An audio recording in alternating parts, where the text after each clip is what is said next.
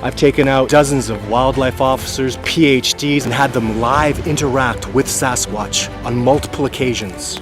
Trained in the art of tracking by a Cree Nation's elder and a military sniper, my skill sets include camouflage techniques using the terrain and its features to mask ground movement, counter surveillance, survival, evasion, and escape techniques. G'day, my name's Todd Standing. I'm the man who takes people out into the field and has them either live interact with or eyewitness a Sasquatch. This year, of the 12 expeditioners that came out, 3 eyewitnessed a Sasquatch, 6 had live interactions, all were substantiated by tracks, evidence, tree breaks, apples taken. What an incredible year we had. Thank you very much for everybody who came out. I met some really wonderful, amazing people this year. I'm really happy to have worked with them.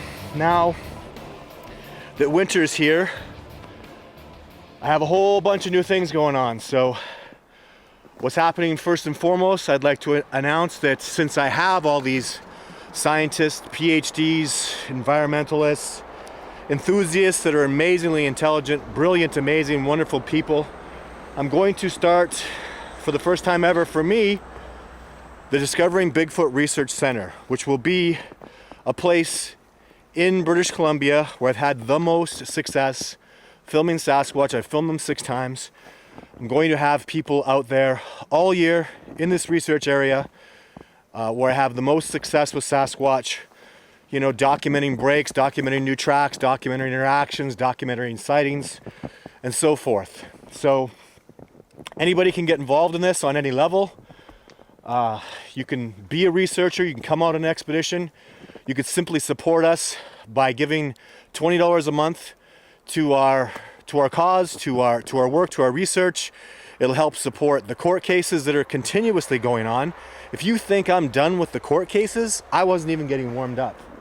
I mean, I'm no legal expert, I'm no lawyer, but I just got my feet wet, and I learned so much from these court cases that I paid for and funded. And you know, I paid for a lawyer, I paid for the court case, and I paid for the documentary. You know, it's been a lot. If you want to help this research move forward, believe me, we are getting it done. And that $20 a month will get you a conversation with me. We'll get you papers, information, documentation. You'll literally be a part of the research. I'm only going to take on, in the next 6 months, I'll be doing, you know, 30, 40 people a month till I get to about 200. I don't think I could handle more than that. With 200 people part of the cooperation, 200 people being monthly supporters, I will become a full-time Sasquatch researcher, and this research will move forward very quickly. Next year will be amazing and significant. I am, of course, pursuing the California court cases as soon as I can. Everything is always about when I can get the tools to do the work. And the tools in this case is the money, the financial backing, the paying for the court cases, paying for the lawyers, paying for all the work that needs to be done. So, you know, as soon as we have the money, we're going forward with the court cases. So make those donations. It matters. It counts. You want this done. People want new footage. People actually bitch and complain to me about how come there's not new footage. Well, are you paying for it? You know, you're not. I paid for that footage. I worked very hard for that footage.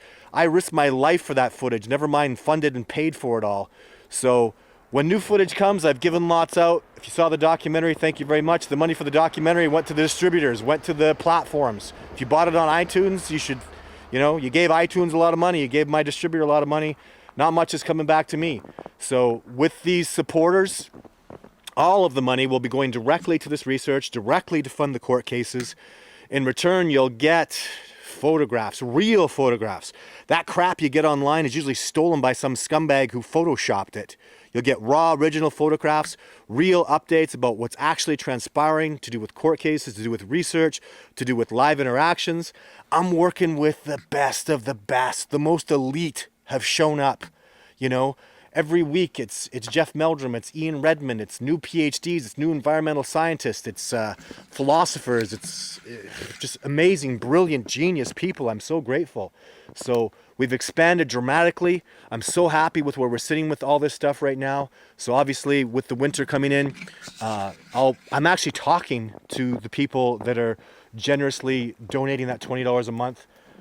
This is not for, if you don't have the money, don't do it. I don't want people that are starving and barely making ends meet. I want people that can comfortably afford the $20 a month to do it. Anybody else, you can help. You can watch the commercials on the YouTube videos. You can tell people and share my videos. You can, there's lots of things you can do. I'll be starting, I'm on Facebook quite readily. I've been doing really good with Facebook. And so that's one way to message me. I have the maximum friends on Facebook, but you can always message me. If you want to be a part of this cooperation, if you want to learn more and get lots of free stuff, the $20 a month is good value because you'll be getting, well, it's not free stuff, it's stuff you'll be paying for. It'll be significant. Every month you'll get something. I have videos, I have mini documentaries. I have tons and tons of stuff that nobody's ever seen before. Lots of new raw footage I'll be giving out. Real stuff. So if you want to be part of the cooperation, email me through my website, sylvanik.com, or message me on Facebook. Find a way to get a hold of me. I'm not a hard guy to get in touch with. Really appreciate your support. Thank you very much for everybody who's done so much. Thank you very much for all the amazing people I met this year on expeditions. And super excited about what's going to happen in the future. People might think because of what happened with the court case that, I've been taking a couple steps back, but it's not true. I haven't. The court case, what really happened with that was very impressive. Fish and Wildlife came down on me like a sledgehammer. They took it very seriously. They made it sound like it was no big deal, but they came down on me like a sledgehammer. They even did things that were illegal. They cheated, and they were they were just not playing because they know damn well, in case you're not aware, they were not going to let this go to trial because I would win the trial. If it came down to me proving Sasquatch is real, I'm going to win, way beyond a reasonable doubt. I'm going to destroy that. I'm going to annihilate that. And that's what they were really fighting. That's what the court case was about, just going to trial. All the media that did stories on it, unfortunately, what happened was I was out in the field on expedition when the judge finally decided to render his bloody decision, which he took his sweet time doing. But when he did render his decision, it was for it to not go to trial. And that was not based on evidence. The judge didn't hear my evidence. He didn't want to hear evidence. He wanted to know why or what precedent there was that's been set in the past that should allow this to go to trial. If there's no precedence for this to go to trial, then it has no place in trial, according to the British Columbia Supreme Court, which is ridiculous. What happens when something new comes up? Since it's new, it doesn't go to trial? So that's totally ridiculous and asinine. But that's what I was dealing with. If they would have heard my evidence, if you would have seen the ocean of evidence I had, the DNA, the forensic evidence, the fingerprints evidence, the eyewitness accounts, I was going to have police officers and fishery officers show up and say, I've seen a Sasquatch. And their testimony wasn't just that they saw a Sasquatch, it's that they saw a Sasquatch and Fish and Wildlife didn't show up. Fish and Wildlife didn't come do their job, and that's what this is always about. The only reason I'm here, the only reason I've ever been doing this, the only reason I take people on an expedition, the only reason I'm starting a Sasquatch research area is because Fish and Wildlife won't do their job. It's their job. I'm not paid by the government. I'm not funded. I have no way. I'm a private citizen, and all the people that work with me are private individuals. We are not responsible for wildlife species in Canada and the United States. They are, and they're not doing their job. So when police officers have seen a Sasquatch, when fishery officers have seen a Sasquatch, Fish and Wildlife don't show up. People see this species, people report it. Fish and Wildlife are not doing their job. In fact, they refuse to even acknowledge in any way, they refuse to say Sasquatch doesn't exist. That's what I learned. One of the main things I learned about this court case was if they ever said that Sasquatch indeed do not exist, then I got a trial. Then I get a court case. Because now it's defamation of character. Now they're saying I'm lying. What they do say in Canada, in the United States, without question, never ever, without any doubt, all they ever say is no comment. Because if they ever said Sasquatch isn't real, now we go to court, now we go to trial, and the burden of proof is on me to prove they're real, and I will do that with my colleagues, with all the people that have done all this amazing, fantastic work. The proof that this species exists is so way beyond a reasonable doubt.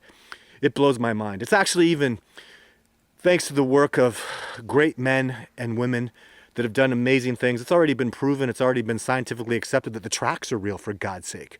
The tracks are scientifically accepted as an indigenous species, but the species isn't accepted. So science is a little bit backwards, but And there have been new precedents set that people should know about.